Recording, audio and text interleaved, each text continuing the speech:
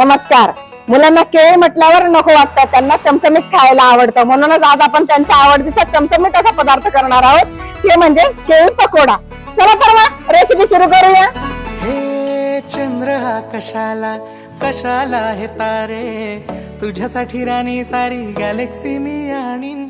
दिलामध्ये spark झाला पाहुनी तुला ग, तुझ्या साऱ्या स्वप्नांची डेस्टिनी मी होईन. तू स्वप्न पाहना मी पुरी ती करीन, तुझे क्यूट बोलणे मी ऐकत राहीन. काळा टिका लावून राणी दृष्ट काढीन ग तुझी. हे गळ्यामध्ये नवलखा हात, हे राणी तुला साडी चोळी आणतो मी. हे राणी तुला साडी चोळी आणतो.